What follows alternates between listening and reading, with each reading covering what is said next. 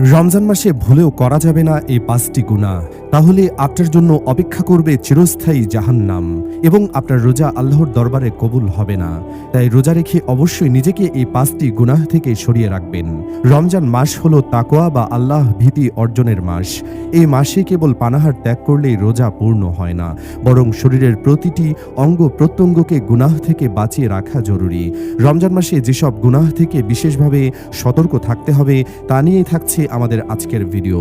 আর আপনি যদি মুসলিম হয়ে থাকেন তাহলে অবশ্যই ভিডিওটি সম্পূর্ণ দেখবেন এবং শেয়ার করে আপনার প্রত্যেকটি মুসলিম ভাই ও বোনদেরকে এই ৫টি গুনাহ থেকে হেফাজত রাখতে সাহায্য করুন। তাহলে চলুন শুরু করা যাক। কোন ৫টি গুনাহ করলে আপনার জন্য অপেক্ষা করছে চিরস্থায়ী জাহান্নাম? ১. মুখ ও জিহ্বার গুনাহ। রোজা নষ্ট হওয়ার সবচেয়ে বড় কারণ হলো মুখের অপব্যবহার, মিথ্যা বলা। এটি সব পাপের মূল। রোজা রেখে মিথ্যা বললে সেই রোজার সওয়াব আল্লাহর কাছে পৌঁছায় না। গীবত বা পরনিন্দা, কারো অনুপস্থিতিতে তার দোষ চর্চা করা এতটাই জঘন্য যে কোরআন একে মৃত ভাইয়ের মাংস খাওয়ার সাথে তুলনা করেছে। গালিগালাজ ও ঝগড়া, অন্যকে কষ্ট দিয়ে কথা বলা বা তুচ্ছ কারণে তর্কে জড়ানো রোজার পবিত্রতা নষ্ট করে। চোখের গুনাহ, দৃষ্টির অপব্যবহার। টেলিভিশন, সোশ্যাল মিডিয়া বা রাস্তায় চলাচলের সময় যা দেখা হারাম তেমন কিছুর দিকে তাকানো, একে চোখের জিনা বলা হয়, যা অন্তরের নূর কমিয়ে দেয়। এই চোখের গুনাহ থেকে নিজেকে অবশ্যই হেফাজত করবেন।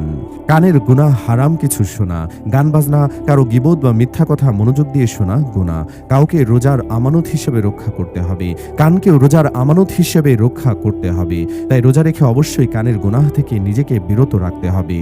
অন্তরে গুনাহ, রিয়াহ বা লোক দেখানো ভাব। আমি রোজা রাখছি বা বেশি ইবাদত করছি, এটি মানুষকে দেখানোর ইচ্ছা রাখা, হিংসা ও বিদ্বেষ, মনে কারো প্রতি ঘৃণা বা শত্রুতা পোষণ করে রাখা। রমজানে মনকে হিংসামুক্ত রাখা জরুরি। হিংসা এত বড় একটা গুনাহ যা নিজেকে তিলে তিলে ধ্বংসের দিকে নিয়ে যায়। তাই অবশ্যই নিজেকে হিংসা থেকে বাঁচিয়ে রাখতে হবে। ৫. লেনদেন ও কাজের গুনাহ। ওজনে কম দেওয়া বা খাদ্যে ভেজাল। রমজানে মুনাফালোভী হয়ে পণ্যের দাম বাড়ানো বা মাপে কম দেওয়া বড় গুনাহ। সুদ ও ঘুষ। রোজার মাসেও যারা সুদী লেনদেন বা ঘুষের সাথে যুক্ত থাকেন তাদের ইবাদত কবুল হওয়ার পথে এটি বড় বাধা। রাসূলুল্লাহ সাল্লাল্লাহু আলাইহি ওয়াসাল্লাম বলেছেন, অনেক রোজাদার এমন আছে যাদের রোজা উপোস ছাড়া আর কোনো উপকারে আসে না।